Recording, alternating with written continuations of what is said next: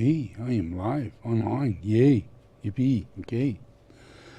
So thank everybody for being here, and today I'm going to teach a little bit more about some healing techniques and tools and things like that that are available to the world but aren't exactly well known because we're not into and understanding quantum physics yet.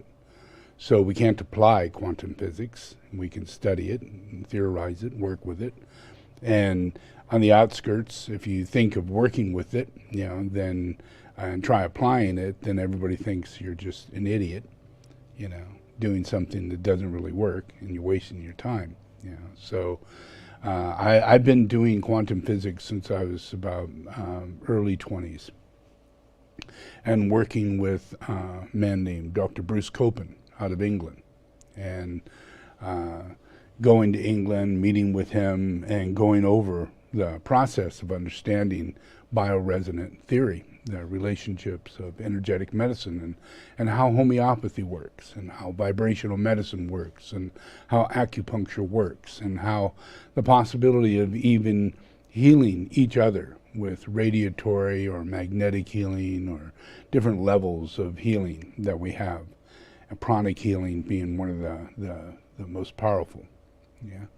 And inside of all those healings is the modality of light and the electromagnetic field.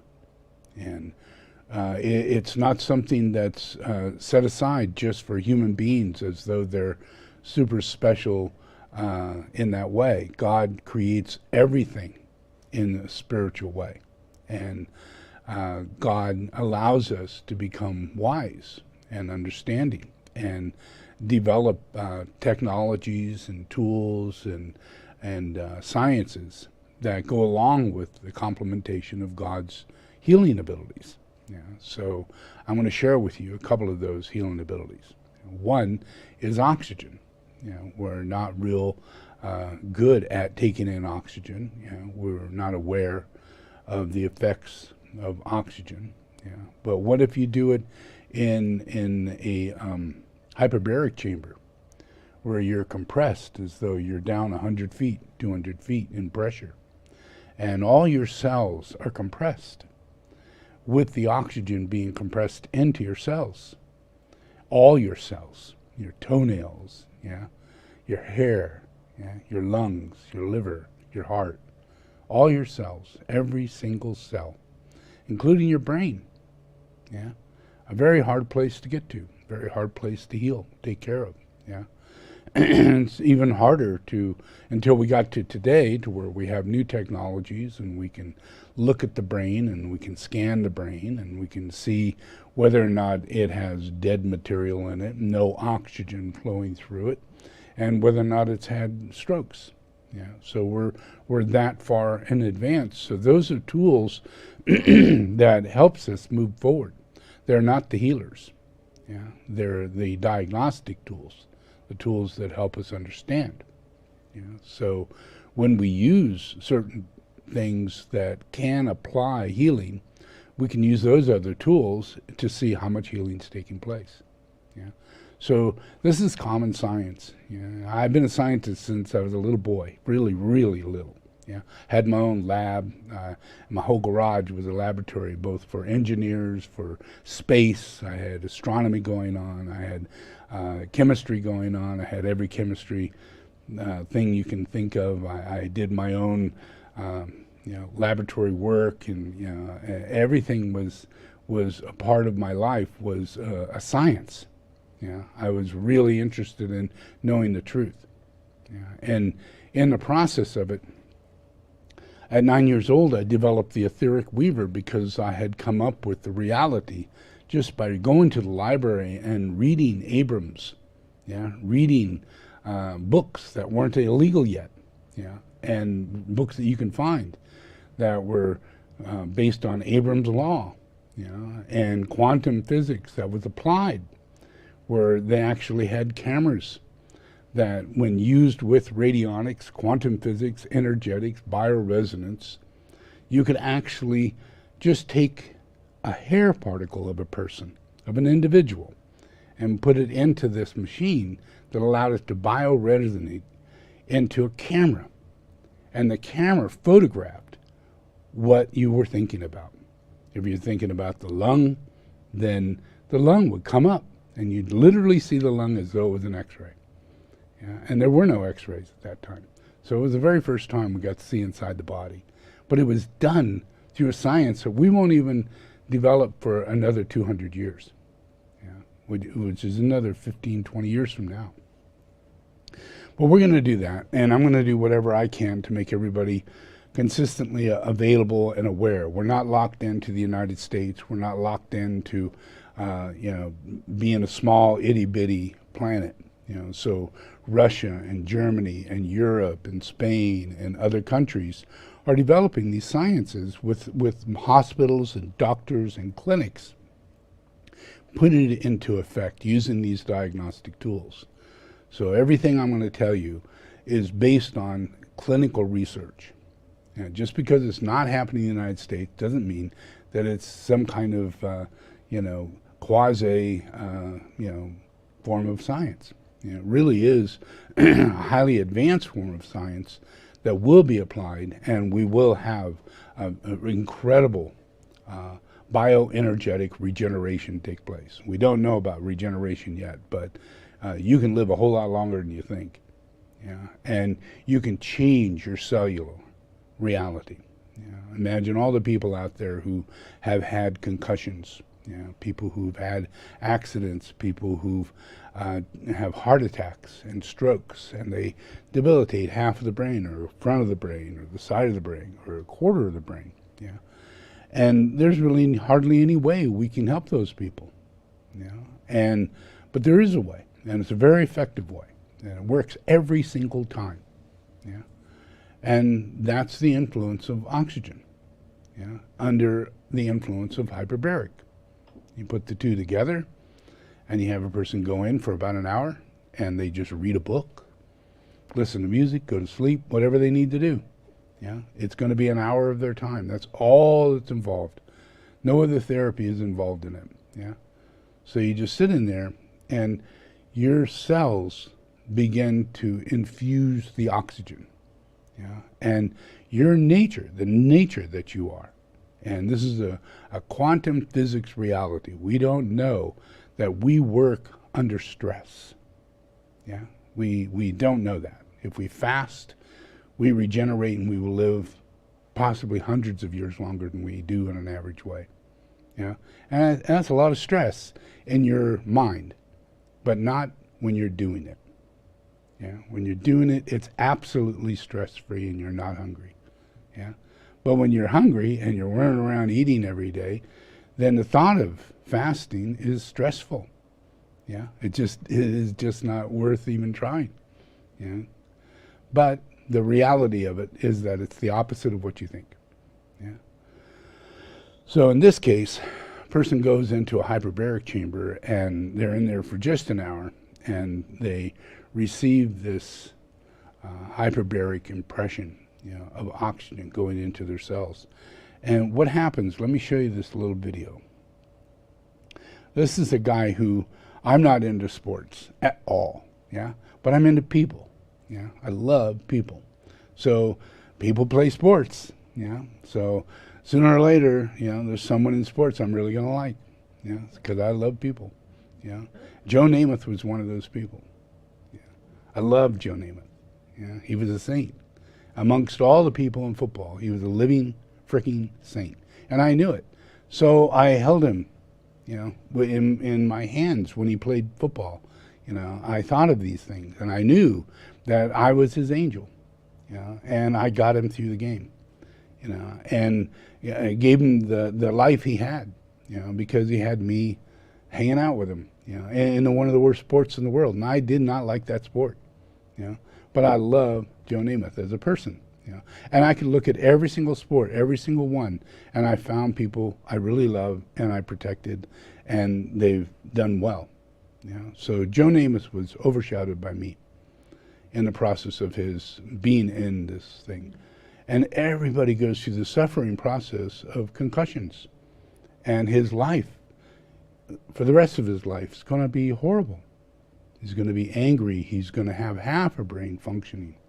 He's going to be sad, debilitated, and he's going to die of lack of memory and all kinds of lack of ability to keep his body functioning because he's only got a half a brain. I don't care who you are. If you play football, you're only going to have a half a brain because of the concussions. So he has a friend that has a problem with concussion, and sees him go through a horrible experience and decides he's going to do something about it for himself and have himself checked out. And I overshadow him in the process of what he does. And he goes to the hospital says, well, we're trying something new. We're trying hyperbaric, pure, just plain oxygen hyperbaric. And you do 40 rounds, and then we take you in and check your brain. And we check your brain before you go in, check your brain after you come out, and see whether or not, what's going on. How bad off are you in the beginning, and how well is this going to do? And so let me show you this video.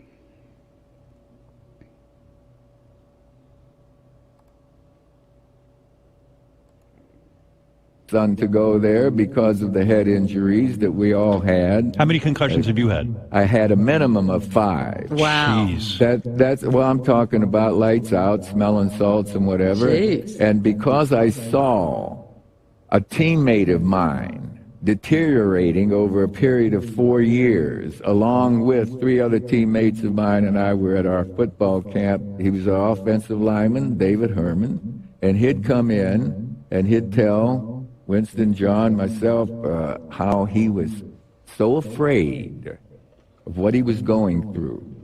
His mind, he was losing it. He'd forget things. It scared him. He'd come in again the next football camp, worse. The next time, his son's sitting with him. I saw how this fear was in this tough son of boy, and he had a fear going on. So it dawned on me, I said, I need to find out about myself. It behooves me, Joe, to find out about myself, and it behooves me to do it for my children, too. So I called the hospital down in Florida, and I talked to the doctors at the local hospital. And I went over, met with them, and I took a brain scan. Now, with that SPECT scan, they could see the cells on the left side of my head from the forehead back here not getting blood. Wow. They were darker than the rest. Which is not normal. No, that's right. And so we started with hyperbaric oxygen therapy. And after 40 dives of hyperbaric oxygen therapy, those dark cells started to lighten up a bit. Really? We took another SPECT scan and cognitive test. Then I went back, I took another 40 dives. We came back, took another SPECT scan, that brain looked normal all over. Oh, no kidding. Took another cognitive test, went back, did another 40 dives. I did 120 dives in a hyperbaric oxygen chamber, and then 2 years later I took another SPECT scan. A year after that, I started in 2012, and my brain is healthy. Why is this not a bigger deal? What you're saying right now could help plenty of millions players. Upon millions. The veterans alone that get concussions, yes, explosions, the children that fall off bicycles and hit their heads. Have you gone to the NFL and said, guys, you guys got to go look into this hyperbaric stuff? I mean, have you tried to, is there research on this thing? Yes. And you've done that? Yes. And yet you're being ignored? You know, I don't know that there's a stadium in our country that has a hyperbaric oxygen unit in there. And that's the truth. It's just not something that's part of the way in which we do things. Technologies that we're involved in right now, and for a while, are not involved in the process of this. Let's see. Let me fix this real quick.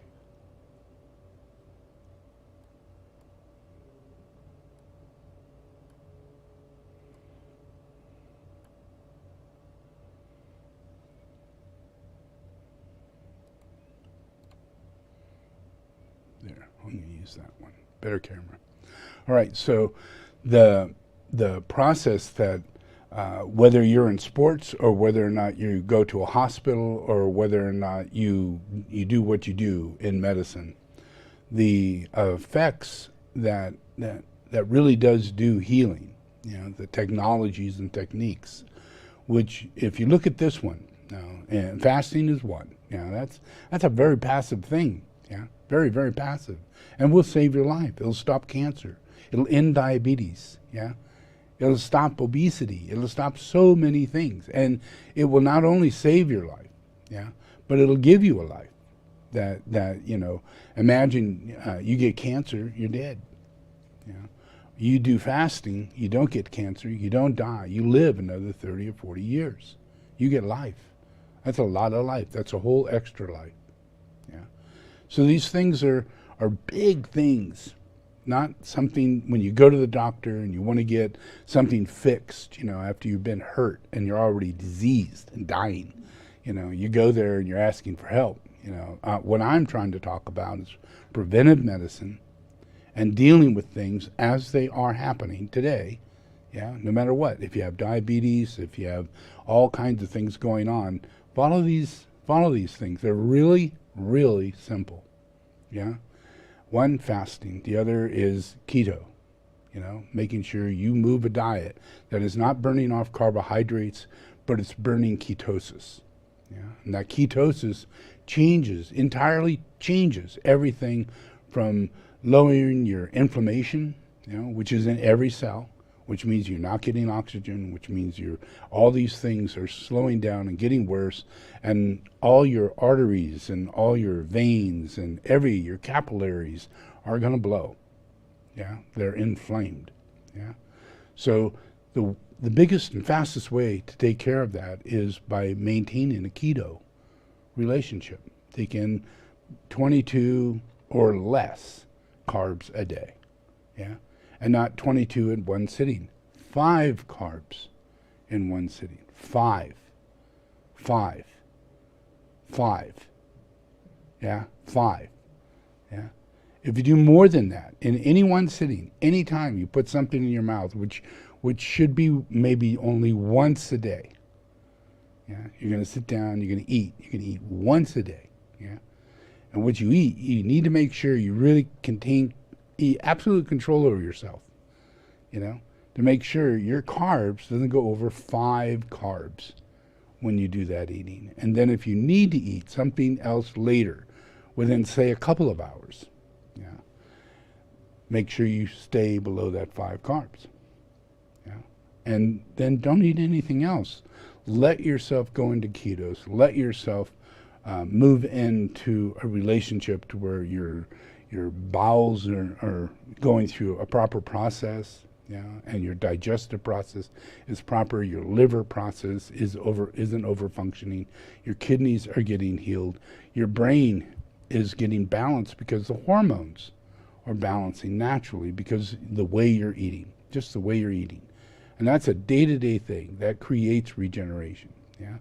But let's say now we want to make sure that any accidents that we come up with, any things that we have going on, we don't know whether or not we have a genetic problem from mom, from dad, or great uncle, or grandfather, you know. So we could have certain weaknesses that makes us prone toward cancer, prone toward diabetes, prone toward certain things, you know. So doing the keto helps keep a person from having those genetic, which I call miasms, that are built into the weakness of the character of the individual genetically. Yeah, it's there. Yeah, homeopathically we can help that, but the best way to deal with it is through your diet and creating energetic vibrational resonance technique. You know, whether it be flower essences, homeopathy, energetic forms of healing. Yeah, so that you're actually stimulating the vibrational aspects of your self-healing. And that creates an invisible problem, you know, that you're having all the time, is that you're not healing yourself. Yeah? You don't know that you have that ability. You don't know that you have that responsibility, and you have the ability to pull it off. But you have to use things outside yourself in order to get it done. So the hierarchy created flower essences, homeopathy, vibrational medicine, and sciences, so that you can become wise and use the technologies that are here to heal us, help us heal. Yeah, and if we're healthy, then we won't have all these habits and vices and other things that we get into that creates all kinds of problems in the world. Yeah, so imagine we're focused in healing, and we have the opportunity to receive vibrational medicine, and I'm saying you should have oxygen, and you should have a very strong, powerful ability to have hyperbaric.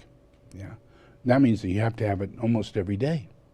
Yeah, at least a week out of a month.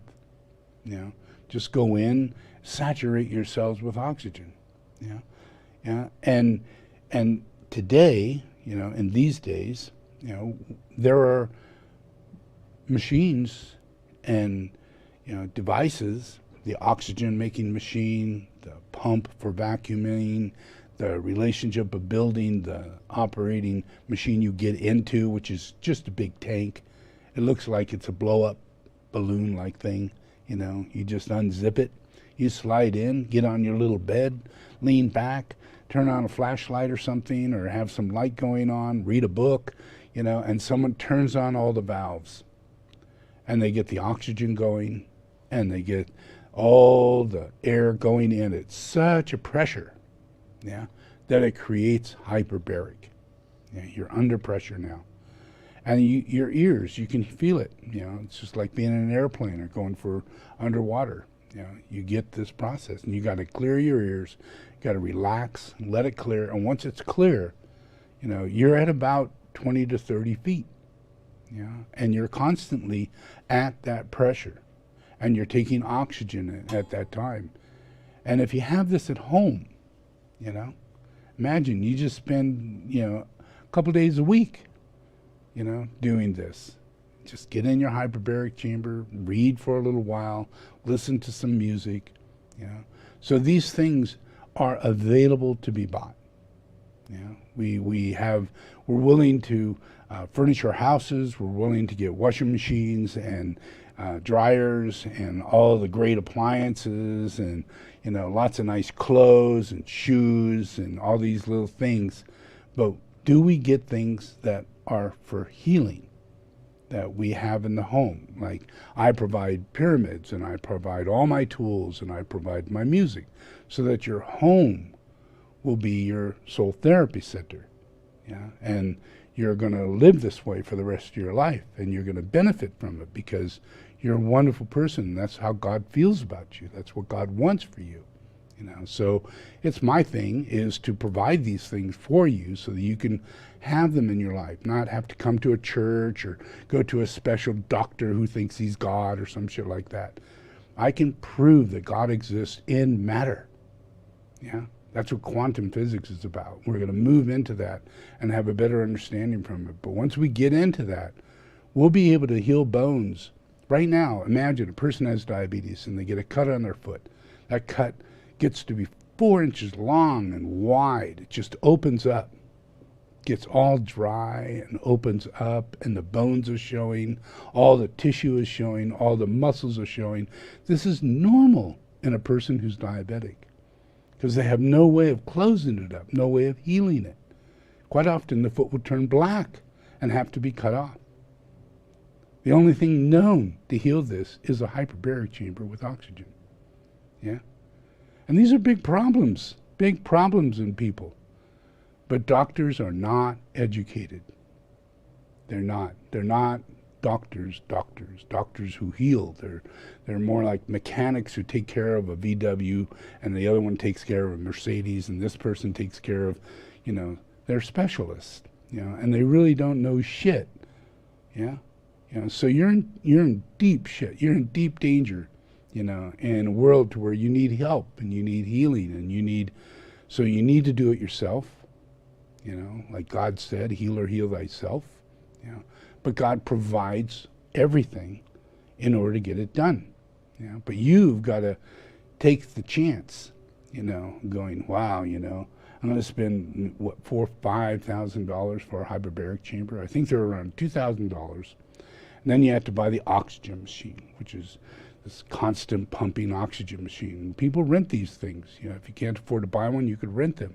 Yeah, and you just go out, get it, bring it home, use it for 3 to 5 days, take it back, and do that once a month. Yeah, and you have your own hyperbaric chamber. If you have your own hyperbaric chamber and you got friends, you know, you got friends for a very long time because you're going to be their best friend. Yeah, if you have soul therapy, it's the same thing. All these things that I'm trying to help you get into is not just for yourself, but for you to understand everybody is the same. We're all the same. I don't care who you are, what you are, where you're from, how you look, whether you're male or you're female, you are all the same. All the same, yeah?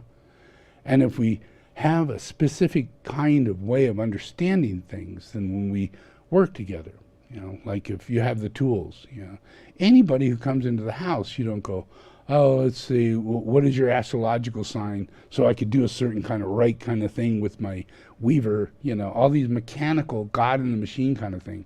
That totally doesn't fit what I teach. Yeah, things are intuitive. Things are spontaneous. Yeah, things happen from your heart. Yeah, and your heart doesn't say no.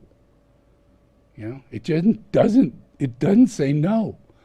You know, so you got to get used to this, you know. And when you're healing, your heart's going to wake up more and more and more, and you're going to become more fearless. And the things you bring into your house are actually going to be to heal people, because we're in a very vicious, hostile, aggressive, negative, piece of shit world. Yeah? That just, you drink it, you eat it, you walk on it. And you haven't got the sensitivity to know that your feet, you know, if you walk around bare feet, you're drinking dog shit through your feet. Not a good idea. Yeah? If you're the kind of person who loves to hang out with animals, you're just simply not very sensitive. Yeah? Because there's a big difference between your purity, your quality of opportunity of purity, and their quality of opportunity of purity, because they lick their butt. Yeah, you're not in Disneyland. You know, they lick their butt, and then they come right up to you and lick your face. They lick your tongue. They lick your food. They lick. And they lay down in bed with you and they lick the back of your head. You know, oh, how gross can it get? Yeah, but you need this sensitivity. You know, when you're a living human being who is the existence of unrequited love, animals are looking good. You know what I mean? Animals are looking good. That's pretty bad. That's freaking sad, you know? I mean, animals are not that bad off. You know? They can find a place to sleep. They can find the food to eat. They are not that bad off. Why? Because they're sensitive. Yeah? And they're not looking at you as though you should be their friend or pet or something of that nature. An ally, yes. Yeah? A cohort in life, yes. You know, someone you could depend upon as kindness. You know, same will come to you. The animal will treat you with kindness. They'll protect you. Those are the only things that's required. Yeah? Not ownership. The animal doesn't want to own you, and you shouldn't want to own the animal. You should allow the animal to go where it needs to go and be the sensitive one, because you're the human being, you know. You have all these chakras, you know. They just have their freaking nose, and it doesn't work that well. They have their nose in a butt, and they're not going, no, no, don't want that, no. They're going, oh boy. You know, something's wrong there. Something's wrong. Yeah? You have the sensitivity to know these things. And that's why you could become pure. And you could radiate into even animals a higher consciousness so that they themselves can find the way. Yeah? Because it's all about the path. Everybody and everything is not on the path. The animals aren't on the path. Yeah? The water's not on the path. It's so lost. Yeah? It's so lost. It's so impure. It's so lost The animals are lost. They hardly know where to fly during the winter and the summer. You know? It's so lost. Yeah. The more we're into sitting in our pyramid, receiving our vibrational medicine, healing ourselves, eating well, yeah, we raise our consciousness to extrasensory perception, not just freaking senses of smell and enjoying food, you know, and worrying about what day we're going to die of the terrible cancer that we're all inevitably going to get. You know, that's a terrible way of looking at life. But if you practice these things, you will never look at life that way again. And you'll be looking at your friends as people you can help. And they'll be helped, you know. And they won't look at you as though you're a guru. They'll look at you as a person who shares and cares and is very similar to themselves, because after a little while they have like-mindedness and they're thinking in the same thoughts, with the same interest, with the same understanding, so nobody's a guru. No religions, no gurus. Yeah? I mean, check the way I work, you know. I mean, I'm about as humble and normal as you can get, but yet I'm Jesus the Christ. A highly unexpected behavior, you know, of Jesus the Christ. You would think, oh, I'm so uppity, you know. I know everything, I'm everybody, I'm everything. Oh, I'm God, oh. You know, it's not like that, yeah. Life is humility, and that's how you get joy. You only get joy through humility. You get joy by being a child, yeah. You're not meant to grow up in the way you think. Grow up, grow old, die. Nah, that's pretty depressing. You're better off staying a child, understanding your true self, which is your child, yeah? Your true ability to see something that you love, which is your child, yeah? That influence of your ability to literally feel and see and sense something and carry it forth without any fears, yeah?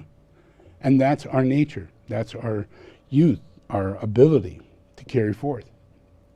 Yeah, so there isn't anything in healing that isn't going to come our way. Yeah? And the simpler ways that is going to come about is bioresonance healing, bioenergetic resonance healing. Yeah?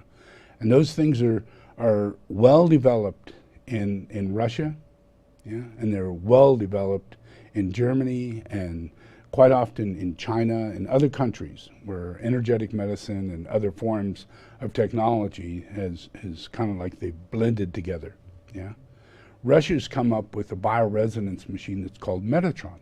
Yeah, I like that, you know, because you know I teach Metatronics and I know the guy who established the technology. His name is Bruce Copen.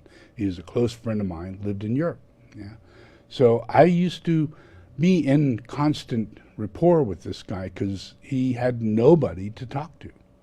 You know, his books were 50 years old when he wrote them, when he was in his 30s, and no one ever bought them, you know, after 1950, 1960, because it was quackery kind of stuff. It was so out there, you know, homeopathy and treating people at a distance and all that sort of stuff was where he was coming from. And that camera I told you about is where he was coming from, yeah? So it was very difficult to get science or doctors or even people and practitioners to follow through on this technology and bring it into their lives and bring it out to the world, except for me, yeah? I found it was true, and I researched it, and I did everything, and I built my own machine, and I built my own equipment, and I got a hold of many people, a man named Tansley, who was one of the top radionic practitioners and studied the 7 rays and worked within developing the chakric system of the 7 rays and esoteric understanding, applying that into radionics. And that was really where I was at when I was 20, you know. So, and he was writing books on that. So I helped to develop that and get things moving. So now Russia and Germany and China are all involved in this work that I helped to develop, and we called it Metatronics. Yeah? So the computer that's out there is called Metatron. Yeah? In it, it has bioresonance technology and software. And the bioresonance, let me show you a picture of it. think this is it. Nope, that's not it. Let's see.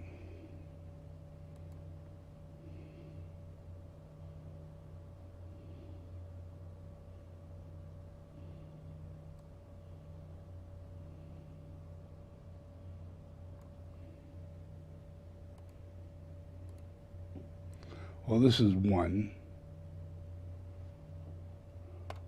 This is a Copen. Oh, let me get rid of that.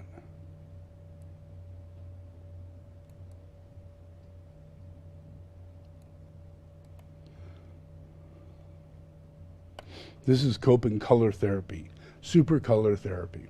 Yeah, and we have it here. Yeah, we have both the Metatronics, we have the Hyperbaric, we have super color therapy, we have all the Copen, we have all the Bach flower and California flowers and lotus and all these different things for energetic medicine, applied. Yeah, and so this particular one is a form of radionics that you could treat a person right there in a chair, and they're holding on to these little handheld things, and the vibration comes from you and comes from the computer. So a communication is going on in bioresonance that's connecting to what's going on in the software. Yeah, so you're hearing sounds and you're seeing colors, and the machine sitting focused right on your belly, right at your sacral center. So it's allowing color to be resonating into your body, while this transmission's going on. And while you're receiving yourself, you're not receiving someone else, you're receiving only yourself.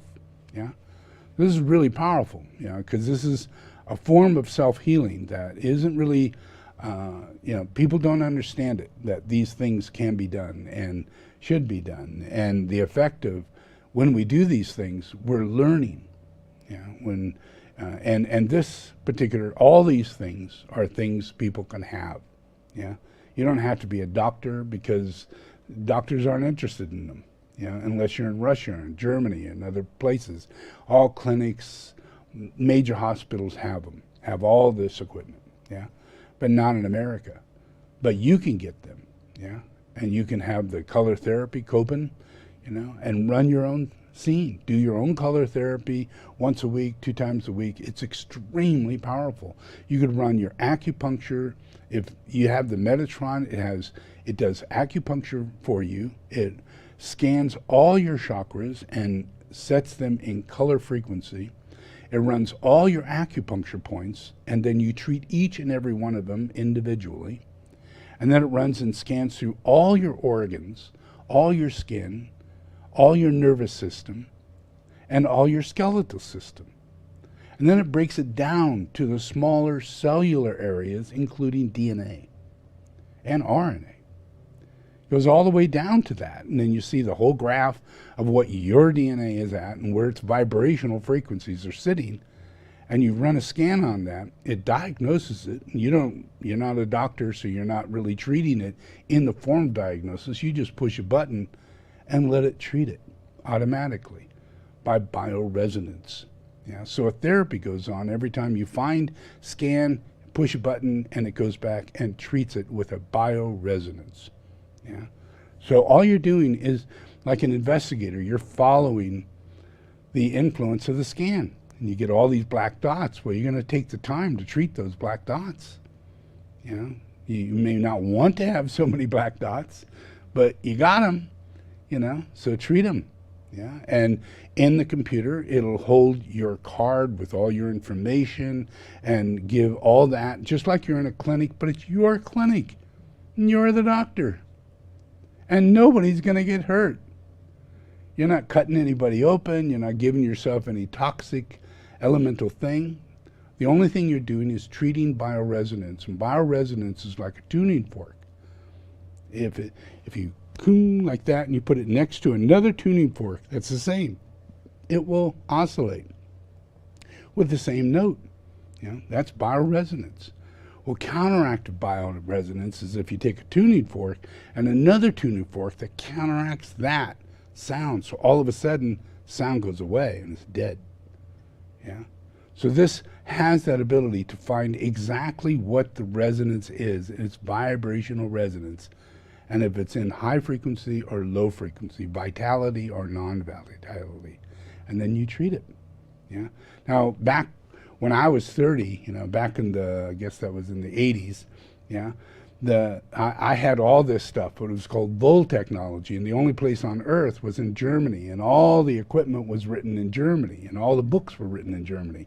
So I had to get someone to go over there, pack it all up, take it apart, put it in 8 different suitcases, have 4 or 5 different people, carry them across the airport security, get them to me. Then we put them all back together again.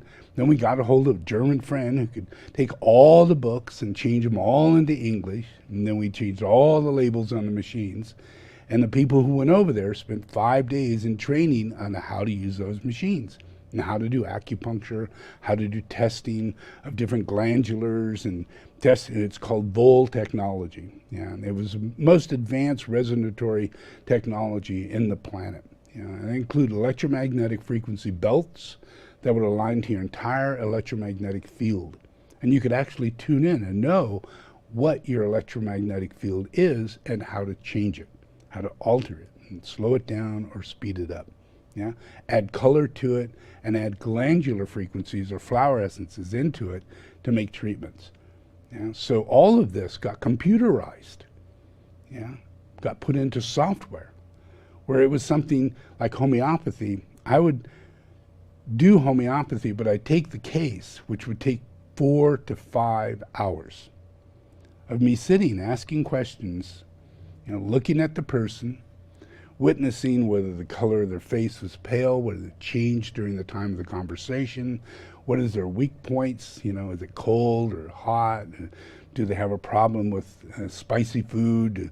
I mean, 1,000 questions has to be asked, and you got to do it very leisurely, because you can't lead the person, because a lot of times practitioners are quacks, and they don't really do anything. They just lead the person to the answers so that the person will say what it is they want to hear, and then they give that person that remedy, and it's not the right remedy. It's doctors do the same thing. Yeah, they misdiagnose. Yeah, so as a homeopath, it's a million times harder to do a remedy. Yeah, so I'd spend 4 to 5 hours doing the remedy. Then I'd spend another 3 days at 6 to 8 hours a day researching repertory and a materia medica, which would be about 50 books and a really big thick book of like a dictionary of clinical research done on every homeopathic known to man. And I'd take all my repertorizing and I'd have to cross-check every symptom and peculiarity that person had before I can come up with a proper remedy, because I was a constitutional homeopath, not the average person who gets a homeopathic and treats a cold. I do that, but I treat real constitutional stuff. And it's very hard, so that was very difficult, and hardly anybody could pull it off. Hardly anybody could carry that out. Hardly anybody could work a radionics machine. Hardly anybody could carry out these new technologies and spend so much time, because there were no computers. You literally had to be an engineer, a physicist, to be the doctor I was. You had to be all those things. You had to do mathematics. You had to do all these equations. It was insane. Yeah, but now you're so blessed and so lucky that I've gone through all of that, and I know what is right and what is wrong. I know what the science is and how hard it is, and that you can't really cut through in some shortcuts. So I've found the homeopathic repertorization software by George Vithokas that people can actually get and utilize that and practice that and work within that and help people with homeopathy and not have to go through all this hard work in homeopathy. Or you can get a Metatron machine that will do both Metatronics, homeopathy, energetic medicine, of acupuncture, bioresonance of all kinds, treat with flower essences of all kinds, all your glands, all your chakras. I mean, it's so holistic, it's ridiculous. It's my favorite machine. So I recommend that one for people who want to open a clinic, who want to help their group, help their community. Open up a community center to help other people. Focus along this line. get that sort of thing. So that's the supercolor tuning. Yeah, and then there's the process where in radionics, it's one of the things about radionics is that it is transcendental to the point to where you can treat at a distance. And so here, people contact us because I provide, through the use of these same technologies and through the use of radionics, applied radionics, I'm able to use my technology to apply a radionic healing to someone anywhere on the planet. And it's called advanced soul therapy. So I've set up a very specific program that's inside the computer that I use in order to diagnose and treat a person on very advanced levels. So the person is literally scanned at a distance using just their name and a picture. And then they're scanned, and it's as though they're here. And they are treated at a distance, and because it's at a distance, it is actually more powerful. So it reaches in from a monadic place, the God center in a person, into the soul level of a person, and into the etheric plane of the person, into their physical etheric body. So it affects them, their family, their friends. Soul therapy becomes extremely potent, because it's being done this way. These sciences are profound. And you could treat people on Mars, you could treat people anywhere, as long as you know them. Doesn't matter where their location is. When they're treated, they feel it. It changes them. So this is a new quantum process that we have now limitations to where can we put hospitals, and how can we get doctors there, and how can we treat these people at a distance. What do we do once an earthquake takes place and all these people are suffering and they're going through mass processes? If we don't have these sciences in place, and we don't have people who's willing to treat massively around the world after every news event that comes on, and be able to then treat people for their trauma, treat the earth for its earthquake, treat the water for its toxicity, and that magnetically draws events in the future and present time that will take care of these things, because we're actually treating it in a spiritual way, and we're communicating need. And elements of all nature come in to apply a healing to that need. So it's really all about communication. And how are we communicating? Are you communicating by telling people what to do, or are you doing it telepathically? And we're moving into a future, way into the future, to where we're all telepaths and we all have this ability. But this is the training ground. Heal or heal thyself. Become a saint in this process. And alter the process of what is known as suffering and death and old age into a process of regeneration and renewal and reincarnation of the soul. Which is a totally different lifestyle that we've taken on. So one of the other processes, when we do this sort of stuff, we alter the influences that we're doing to the earth. Because we don't know that our bad behavior, our negativity, our thought forms have direct imperil upon the earth. And the earth lives by our love. We are a species that provides love to the earth. We're the caretaker. We're not owned by the earth, and we don't own the earth, but we are made special to be the caretakers of earth. We're special. So there wouldn't be a flower here. If you look at Mars, there's not a flower there. If you look at any other planet, anywhere, as far as you want to go, they all look the same, and they do not have polar realities of electromagnetic fields on each end of the planet. It's not blessed by God in the equations of God's mind. when God creates a magnetic relationship and pulls magnetism, pranic influences, and radiatory influences together, that causes the healing that we're going to experience through all that we can do. God does that. God is that. Yeah? And we're like God. So we have these opportunities, but God holds planets together, and everything that's being done is made special in a special way. Yeah? And we didn't do something to create Earth. Yeah? But we were put on Earth to witness God's creation. Yeah? And if you go to Mars, you're going to be the most destitute, bored person in existence, and you're going to will yourself back in your mutated little body. And then you're going to die, and you're going to reincarnate in a nice mommy that's going to have a good body, and you're going to have a good body, and that was a bad decision. That's all it is, just a bad decision, because there's no such thing as a Martian. Unless you're a little spindly, cancer-ridden, person who's so sick and so debilitated, can't live beyond 15 years. That's fine. That's your thing, but that's just a bad scientific experiment. Bad.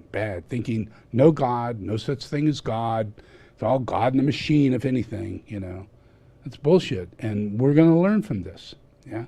So here on Earth, you're going to find that God created these flowers.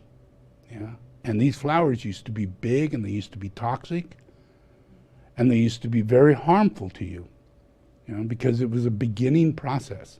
God had to come across everything and sit with it and calm it down and turn it into what we have today. You have chickens that used to be dinosaurs. Yeah? God did that. Not evolution.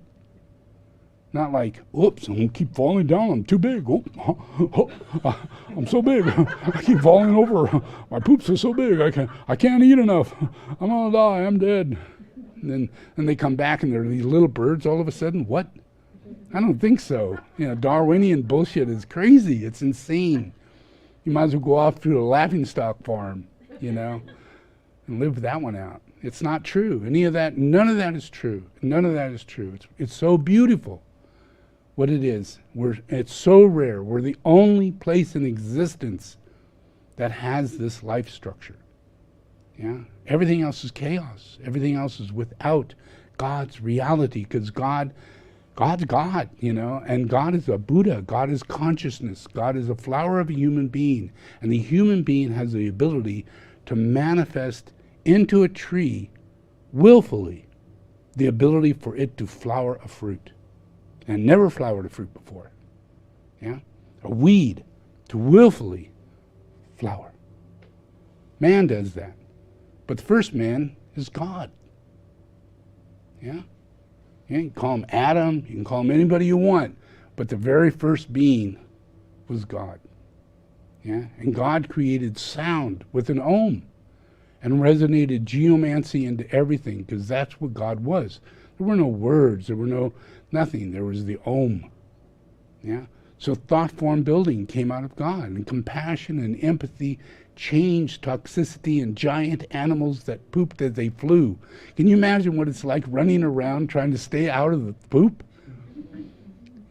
Oh, so sad, Those big birds, you don't have any kids because they come and get them. They love those kids. Yummy. Yeah? There's big birds. Yeah? And if they weren't birds, they were on the ground running after you far faster than you could run. And we were not in the higher level of predator to animal, When God made manifest the time onto this earth, to change this earth, God willed this earth into harmony and peace. And humanity reigned as far as their ability to deal with, how to deal with this, what to eat, what to do. We're having babies. What do we do with these things? They just wallow around and make a lot of noise. Leave them behind. Eat them. Trust me, that's what you did. And God had to come. And God had to say, no, let's not do that. No more cookbooks on grandma and grandpa. No more cookbooks for the kids, for the children. Because if you read it, if you study this, you will find, no matter where you go, cannibals. And it's not because of Satan. It's because of ignorance.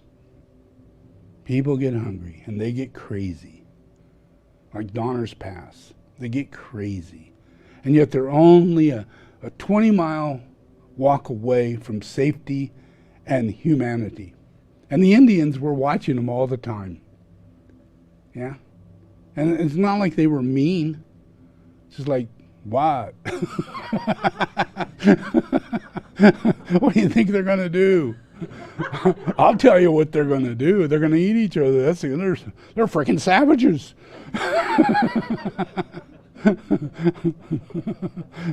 You know? And just because we talk different, I'm Native American, and just because we talk different, you know, we were the savages, you know, but we were the wise ones looking down going, whoa, whoa. I'm not going down there. They're going to eat us.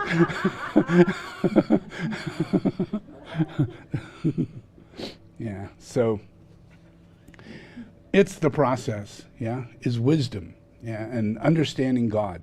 And God's going to never to be afraid of your life, because God is in process of fixing whatever's going on, whether it be dinosaurs or whatever. And it's all to the benefit of humanity. It's all to the benefit of humanity. You don't own this thing, but it's to the benefit of humanity, because humanity is manifested in truth. Buddhists, angels, incarnated. Yeah? It's just that when you take an incarnation, you become so dense. In your physical form, you become so dense, you lose your sensitivity. You lose your awareness of previous lives. You lose your awareness of God. And if God's not sitting there, you know, and setting up his normal house, you know, for you to come walk up to and see, oh yeah, I know where I'm at. Oh yeah, that's right. This works. Oh, that's great. Okay, I can sleep here. This is great. Look at that. God's provided for us. This isn't like, you know. But without that, you don't even know how to take care of children. And we're in 2021, you know, and people don't really breastfeed. Yeah, and you don't have a good relationship with midwives. Not a person goes, I want to be a midwife. You know, no school goes, well, every high school you have to graduate as a midwife in order to you to become 18 years old, male or female. You have to do that because you're a human being and you're going to have babies, you know, and you need to associate yourself with what you're going to do, you know. So you need to be a caretaker. You know, you need to take care of someone who's in need, a wife, a husband, and their children, you know, and teach them how to nurse and how to take care of the baby and how to feed the baby and what is food really, you know. We're in a whole future scenario to where we're caretakers for everybody. You know, we don't need doctors, we don't need lawyers, we don't need policemen, you know, we just need to care. Yeah, and then once we get this from God, you know, and there's so much God has to give you, you know, and once you take this in, you'll be set for life. This life, your future life, and all future lives. Yeah, it will never change. You'll find this place to be highly inhabitable, and you never want to leave it. Yeah, and your home is your vacation. You know, this is the Hawaii I've always looked after, the paradise I always thought existed. You know, all you had to do was find peace and harmony and make it a temple, you know, and turn it into your home. And if it's not the right place, move, idiot.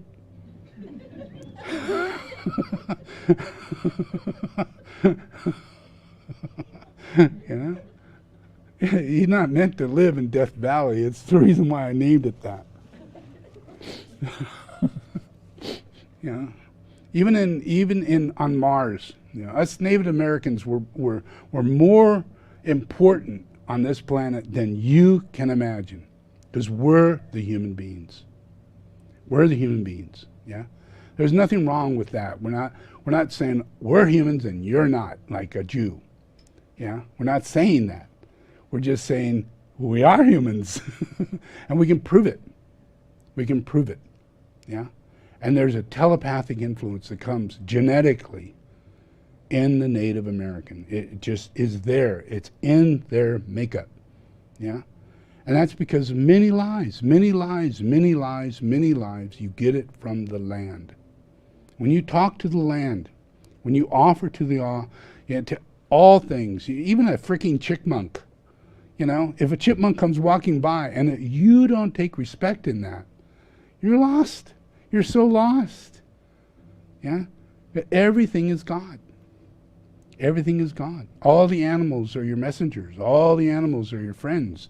They're in a group. You're a family. Yeah?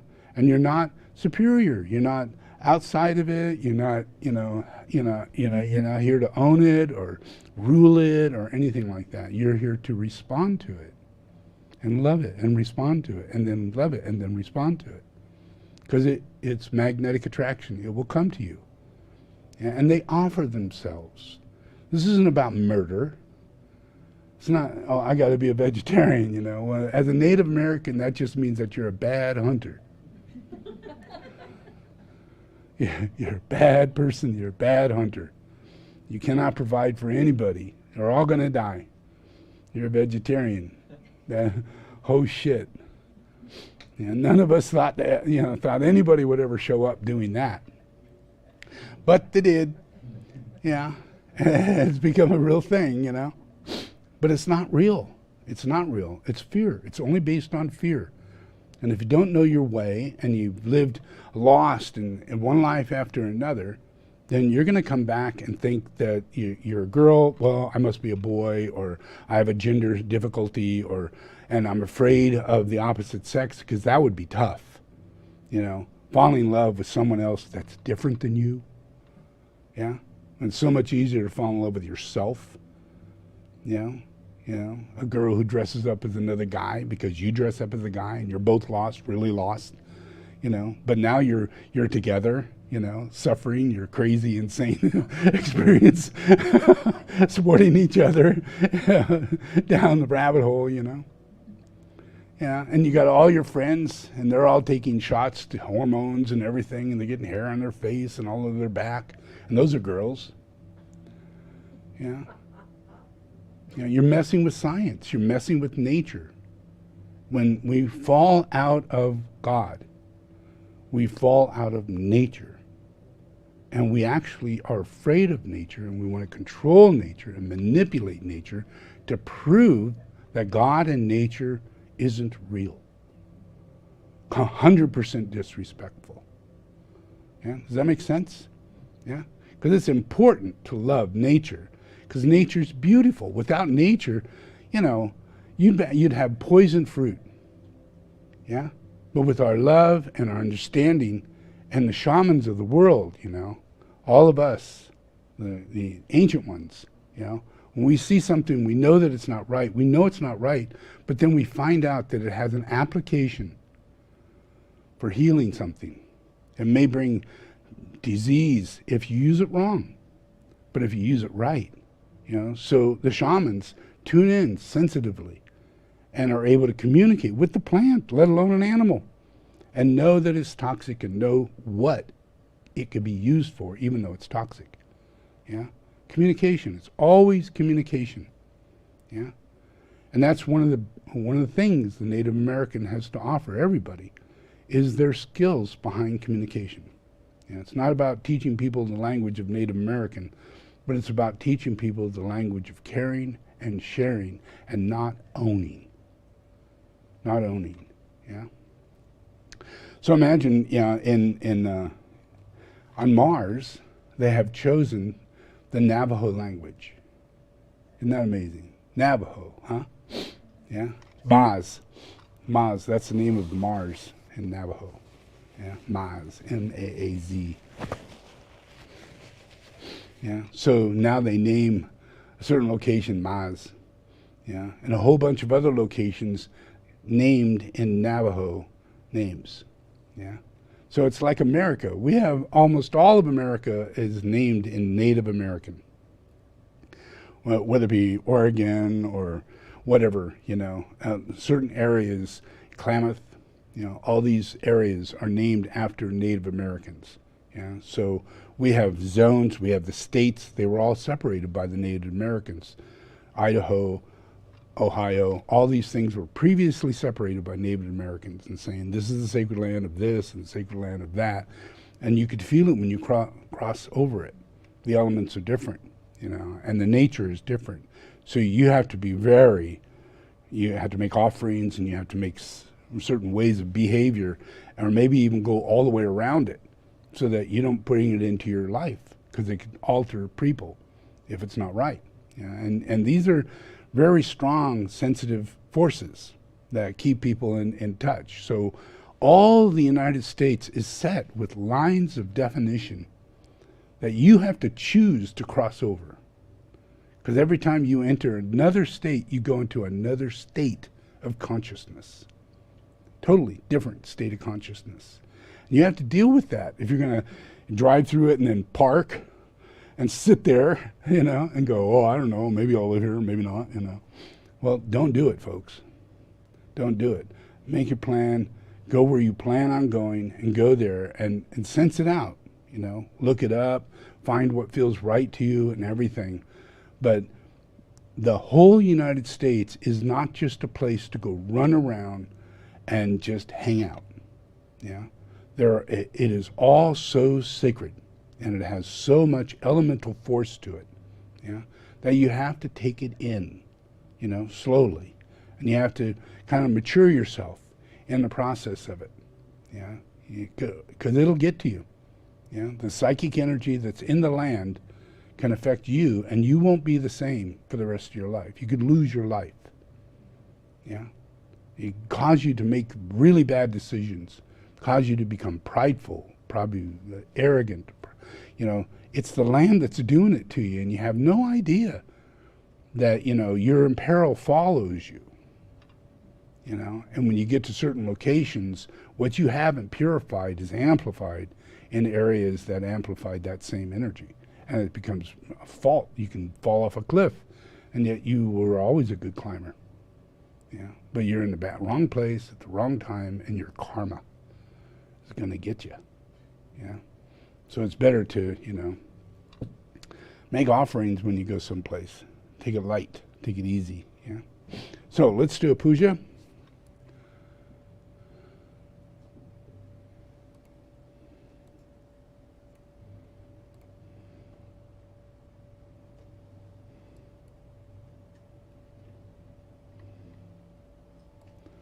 So I'm going to play a Soul I Walk on Earth, and after we do the invocation. So when you listen to that, you need to listen to it, listen to every word, because I gave the teaching the other day about light and, the process of the pyramid, the process of the earth, quantum reality behind light, and that the interesting process of the fact that the phi ratio pyramid, the Great Pyramid, is the same geometric mathematical equation of the speed of light.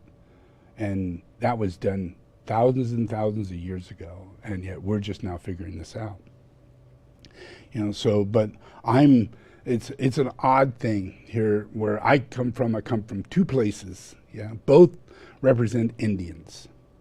One is East Indian, and the other is West Indian, And Columbus thought he was going to the East Indian and showed up in the West Indian, That's why he called them Indians, But I came from the East, and I reincarnate in the West, And I give teachings that connect both the two.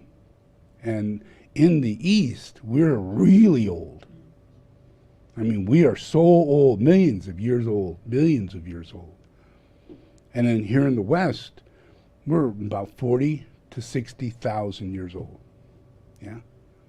But in reality, we come from the East. And we came across the land straits, and we came here into this land, and we came and stayed inside caves for thousands and thousands of years. And it wasn't until after the Ice Age, after a cycle of time, the Indians came out of the earth, and they became what they are, You know, they come from inside the earth. And their known memory of where they come from is come from inside the earth. And they don't remember how they got there, you know, but they came from inside the earth. And they got there through reincarnation. They left from the east and showed up in the west, inside caves. Yeah. So when you have 100 or 200 people and they start having babies, after 40,000 years, you got 3 million people. And they started off as just a couple of hundred people. Yeah. And that makes a very big impression upon the inner work, you know, of this planet. Yeah. So inside of America, we have caves that have pyramids, have statues of Buddha, have old hieroglyphics from Egypt, you know, and they're all connected to the American Indian. You know, so the most ancient aspects of the American Indian is that they are the ancients of days. They're not just 40,000 years old, they're millions of years old. You know, and they carry that ancient original human, you know, that goes all the way back to every incarnation of the Avatar. They are the disciples of the Avatar. You know, from every cycle of time, all the way up to Tibet, and then work their way into America, you know, the whole thing. You know, so there isn't a process where in our recapitulation that this isn't coming together without the influence that's coming from the balance from east and west, the psychic bridge, the rainbow bridge that comes from the east and the west. Yeah. So when we recapitulate beyond possible limitations that may have manifested here in the West, because 40,000 years doesn't give you 40 million years. 40 million years gives you 40 million years. And 40 million years gives you 10 incarnations with God. 10 incarnations with God. Not maybe one or maybe two, yeah, but 10. And this Eastern group is the group that comes with God. Yeah, and that's written in the Srimad Bhagavad Gita. It's written in all of the Eastern religions. Yeah, and it's why they call themselves Indians. It's not because they're from India. Yeah, it's because they are the original disciples of the Avatar. Yeah, that comes through three aspects. Those aspects come into a human form, and they manifest as nature, a quality of nature that becomes the initiations as human qualities and characteristics. So the children, or the offshoots of the incarnations of the Avatar, is an area of civilization locked inside of humanity that stays within its own group. Yeah, it's known as the hierarchy. Yeah, here's the Avatar, and then here's the hierarchy. And this is basically the family of the Avatar. Yeah, many hundreds of thousands of lives that come around, and each time the incarnations come back into their relationships. And whether you're on one part of the planet or the other, the people who incarnate are always still a part of the wise quality that comes with their nature, that comes from God. And yet they're all over the planet now. You know, they're on every continent. They're separated. If you were here 60, 80, 100,000 to 1 million years ago, you'd find all these continents were connected together as one. Yeah, and that this whole conversation is a lot easier to talk how this happened. Yeah, where we really were a continent where the Avatar came many times, and the continent was the way it was. Yeah, and we furthered that process. But then, you know, enormous amount of processes happened in the separation of the states, and the separation of the continents, the separation of things. Yeah, but that altered the whole process that we do in order to manifest our cycles. Like here we have the yugas, the 4 different yugas that come around. They have cycles of 29,000 years, and they formulate a relationship of where we're going to be in our consciousness. You know, we can't control it. We're in this yuga, and then we move to the next yuga and on to the next yuga. Yeah, But it's only through this process, this light, this vibrational medicine, this energetic field that I'm teaching right now, that we can pick up the influence that comes from all these yugas and manifest into us, that makes them not afraid of the visions or the things that God has done to make change. We come to understand the 7 rays and the 7 races. We come to understand the 7 rays and the 7 continents. We come to understand that the 7 rays that come from God make up the numerical, mathematical reality of what exists in everything. And we don't, that's too esoteric for all of us. So in the process of incarnation of the avatar incarnates with those 7 chakras manifested outwardly, and that becomes a recapitulation of history. So if I teach, like I do now, I teach about the yugas, and people go, yugas? What's a yuga? Well, they're 29,000 years, and there are 4 of them, and we are in the Dwarpa Yuga, and we come out of the Kali Yuga, and Kali Yuga is like 13 to 15,000 years long, or 13 to 15, well, anyway, it's very long. The whole thing all the way around, all 4 of them, is 29,000 years. So the longest level of it are the highest level, It's those yugas that are on the higher end, where God literally incarnates and everybody is capable of actually meeting God, talking with God, receiving teachings from God, and we're all friends. And there's no separation. So there are 3 yugas that have a direct contact with God, and only one that doesn't, and that's the Kali Yuga, and that's the one we came out of during the time of Jesus Christ, because Jesus Christ is the one that was closing the door of the Kali Yuga. The final phase of the Kali Yuga was when Caesar died and the end of Rome. And that was the beginning where they started the Church of the Catholic Church, and that started the Dwarpa, where we get into industry and technology and super assholes and super destroyers and super mean and super wars and super dictators and all that kind of stuff happen in the process of that yuga, and we're in that yuga. So everything we're experiencing is common to the yuga that we're in, and we only have till the year 2050 for that yuga to be over with. And we enter another yuga where we have extreme telepathy, and everything I'm teaching right now is what you will be doing normally. You'll have quantum physics and technology, all the cars will drive themselves. I will have AI, that'll connect into radionics, and radionics will work with many different levels of understanding, but it'll be connected into the computer, and our self-healing will be automatic. We get out of bed, the computer talks to us, scans us, heals us. It's very natural. We don't have to worry about, are we going to get in trouble for buying this shit? It's going to come naturally. It's going to be on your app. It's going to be built in your house. It's going to come with the mirror that you get in your bathroom. Every time you brush your teeth, it's going to do a scan. Every time you pee in the toilet, it's going to do a scan. There's nothing that you're going to do that doesn't have a scan to it, that isn't involved in preventing you from having an unhealthy life. Then once that scan's over with, it just tells you, oh, you need these things. And it comes in the form of nutrients. Like you have to change your whole life in order to get these things. You just take these things and you get this meditation, you receive this resonance, and you are good.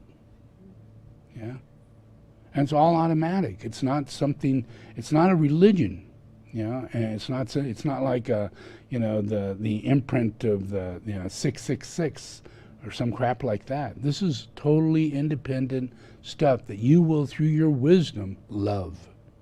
You will love it.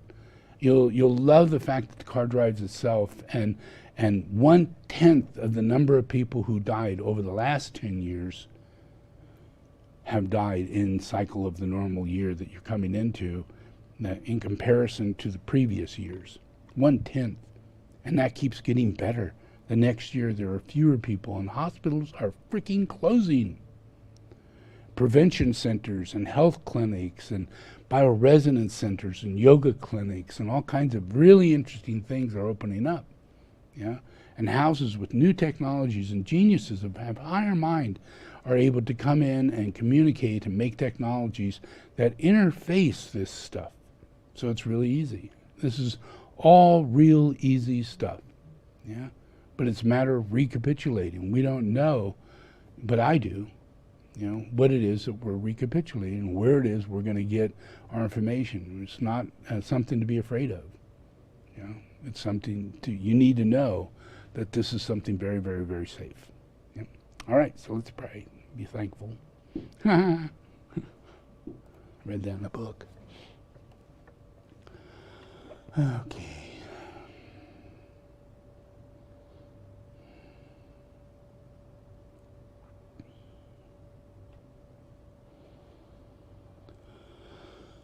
Okay, repeat after me. Lord Jesus the Christ, thank you for bringing me here. Lord Jesus the Christ, I open my heart today. I invite you to come inside. Lord Jesus the Christ, come and save my life. Receive me today as a child of God. Forgive all my sins and write my name in the book of life.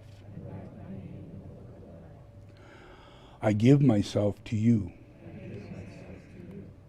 my spirit, my soul, my body. Receive me, Jesus the Christ.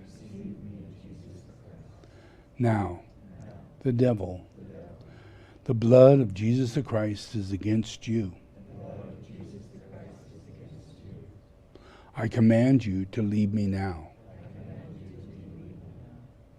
I do not belong to you. I am God's property. Leave my life. I disassociate myself from you. I renounce every evil covenant I have entered in with you. In the name of Jesus the Christ, I have received salvation.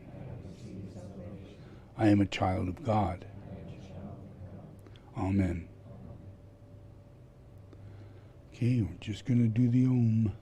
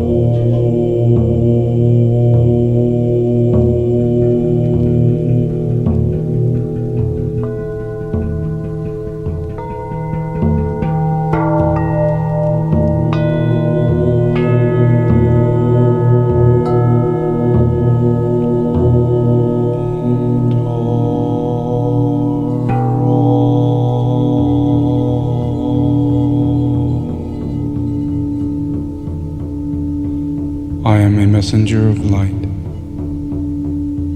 I am a pilgrim on the way of love. I do not walk alone, but I know myself as one with all great souls, and one with them in service. Their strength is mine. This strength I claim. My strength is theirs, and this I freely give. A soul, I walk on earth. I represent the One.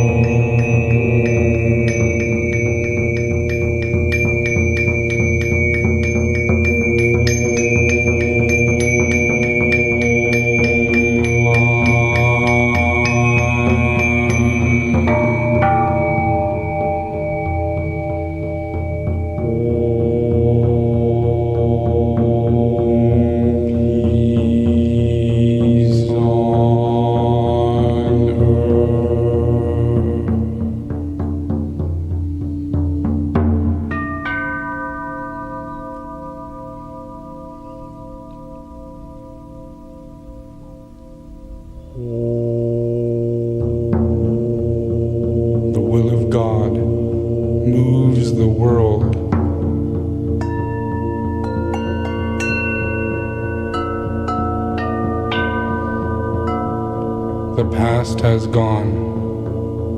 I am that past. It makes me what I am. The future comes. I also am the coming destiny, and therefore I am that.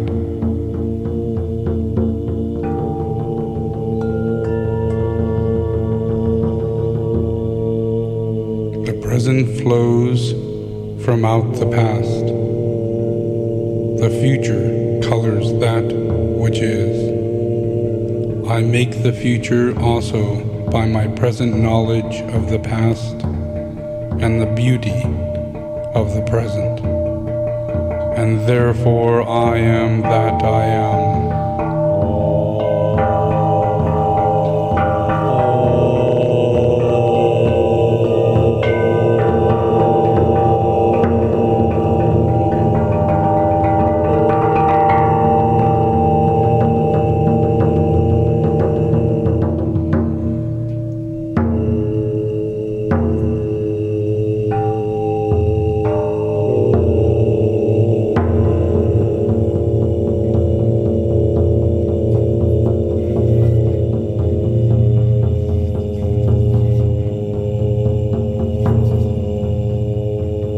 Within the circle of the will of God I stand.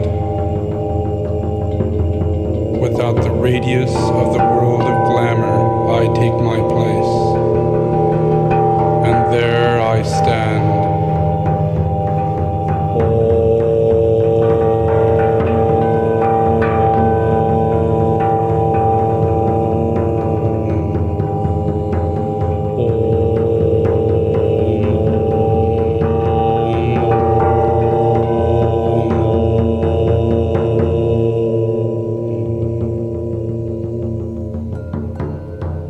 Before the open door that just reveals a different lighted way, I take my stand. Before the presence, I will take my place, and there will firmly stand. And stand I see.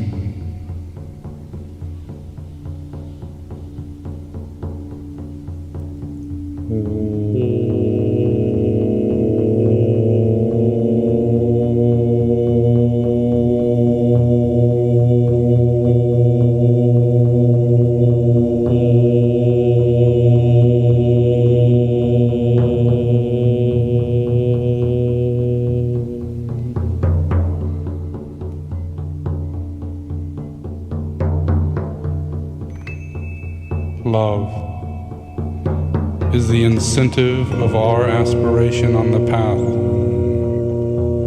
Love is the substance of our living in the world.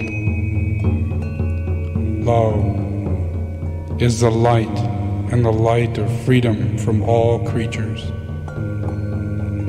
Love pulses through the universe in a divine rhythm. Love is the consciousness of God.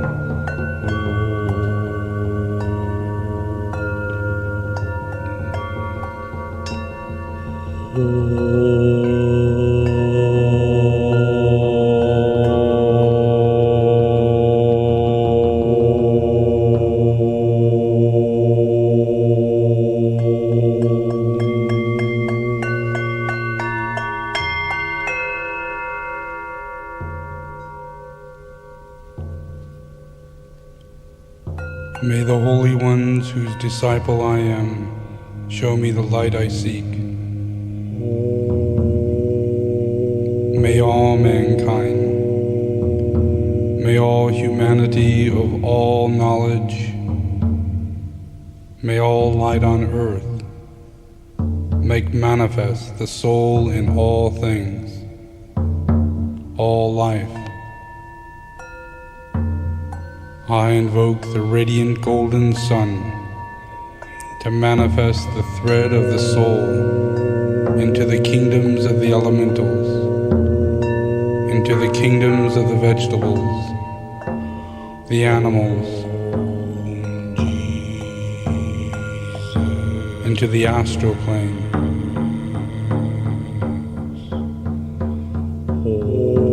I invoke all humanity to become the caretakers of the kingdom of God. I invoke the will of God as the soul.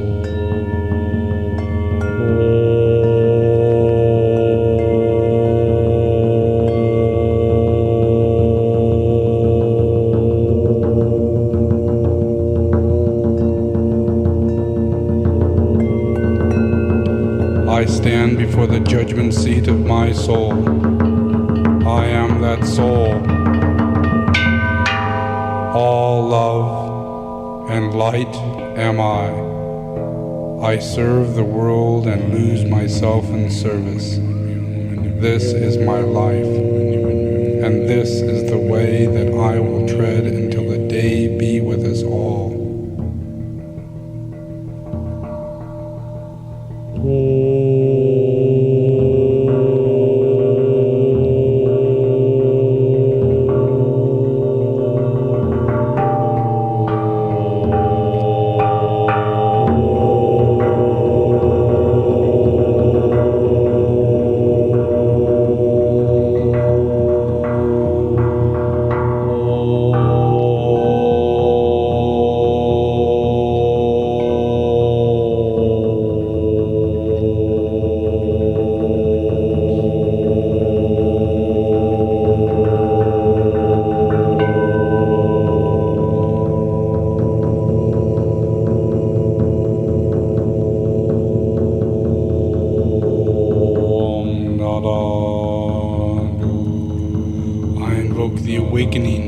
Consciousness of humanity, the family of humanity,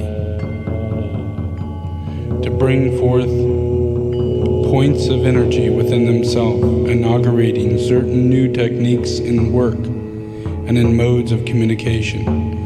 I invoke the group of telepathic communicators. I invoke the group of trained observers. I invoke the group of magnetic healers. I invoke the group of the educators of this new age.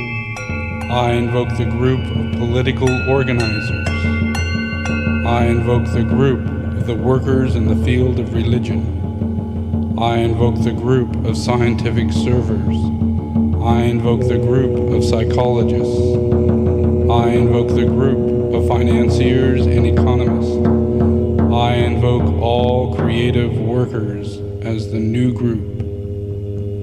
I invoke the externalization of the inner existing of conditions within these groups through the manifestation and the externalization of the avatar.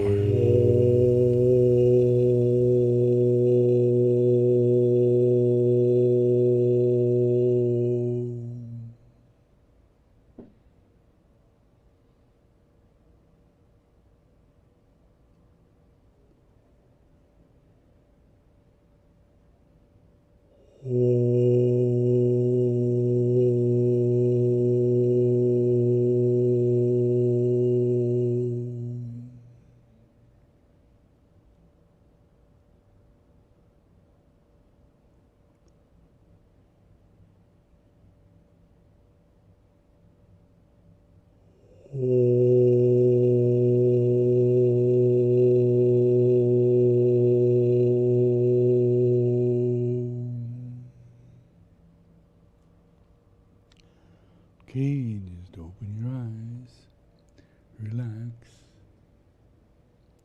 wake up. Will loves coming to class because he gets a good nap. All right, so that'll be it. That's pretty much the teaching for today. The main thing is to realize that we're coming out of a lot of people used to call it kind of connected to an Edison kind of, technology, fearful. Everybody had the experience when Edison brought electricity, and all of a sudden houses started burning down, people got electrocuted, and they flip a light switch on, they die, you know, and they started making all these new advanced technologies that would kill people, and they put radiation into shit, and they had you drink it, and you know, all these new technologies that were incredibly dangerous and killed a lot of people. You know, so innately you have within you a lot of fear about the advancements of technology, including Apple and, you know, anything to do with laptops or, you know, high tech or things like that. Trust me, you know, we're coming into the other side, you know, where literally, because we're dealing with the computer, and the computer is going to be an AI development that works specifically as a service, you know, to serve you, you know, to know you, to adapt to you, to be able to help you. Like today, watches that tell you to breathe, watches that tell you to get up and walk around, watches that tell you that you should be exercising more, watches that tell you to drink more water, you know, watches that actually connect to your cardiac rate and tell you whether or not you're in process of possibly having a heart attack. You know, all kinds of things are going on right now, and things when you get in your car, literally your car will drive itself because you're not qualified. You're not paying attention, you know, you're just not, and it's going to just take over. And it'll fight you, you know. It will not allow you to continue the process, because you could harm that little kid down the road, you could harm someone in your car, you know, and the opportunity is that the car understands and is not going to allow you to harm somebody, and it won't harm someone. So this whole fear that AI is going to come and get us and robots are going to take over and they're going to take all of our jobs and get paid nothing, you know, and this is all just going to turn into an Orwellian scenario. You know, you can let that all go, because this is about the avatar. Yeah, this is about the process of a future that has to do with flying cars that drive themselves and fly themselves, and you're going to get places, and you don't have to be a millionaire to be treated as a very wealthy person. Yeah, you're going to fly first class all the time. Yeah. The car you have will be better than anybody's famous, wonderful car they can ever imagine, and it'll be provided to you, you know, provided, yeah. Your house will be provided. You know, your house will be provided with automatic systems built in, so it will make water for you. It will grow all your food for you, yeah. And you'll have a farm that you're sitting on. You have chickens and you have all kinds of things, and you trade back and forth, and very low cost means of living is because you're sustainable. Your community sustains the community. You eat so little, you need so little, and everybody in service can provide these things, and their robots are taking care of 90% of your daily needs. It drives your car. It'll even go grocery shopping for you. You don't have to go. Yeah, isn't that nice? You know, you don't have to have your kids get it out and walk down the street and have some pervert come and get them. No, your kids can sit in the back of a car, be driven to school, and someone come from the school can walk up to the car and take that child's hand and take them, and the car identifies everybody. Yeah, you're not going anywhere with this kid. I'm not opening the door. I do not know you. I am driving her away right now. Goodbye. Very straight. There's no emotions involved. There's none of that. You know, and no law enforcement will have to be coming in play. Because everything around us, the AI, is the officer of peace. It's not going to have a gun. It's not going to have anything. It's going to be a helpful aid of sensitivity and awareness that'll keep you from getting into the accident or doing things that cause you harm, including your eating habits, your bad behavior, your, you're just ridiculous, you know. And this helps you grow up, you know. It's not a mean thing. It's a supportive thing. It's going to, oh, little darling, you're so sweet. You shouldn't be doing that. You go, oh, you call me a little darling? Thanks. Well, you are a little darling. You're just such a darling. You're so darling. Look at you. Is it? And then it shows you a picture of you, the darling, you know, with all kinds of little flowers flying around you, you know. And you don't have to go on Twitter to get some personality to respect you and do that. You have your AI. And your AI is your avatar, your own self, giving you advice because it knows you. It's not because some publishing company wants you to buy something, or some other marketing program wants you to do something, or some school wants you to believe something, or some religion wants you to go along with it. And all that is gone. It is only about you. Just you. Yeah. And your job is right there with the AI. It's your private assistant, your multi-freaking-billionaire. Yeah. But you don't need money. Yeah. But you have a life of access to everything, your carte blanche. You know, you're never going to be homeless. You're never going to be left alone. You're never going to be in that situation. Isn't that wonderful? And that's true. It's the truth. Yeah. Okay. Enjoy.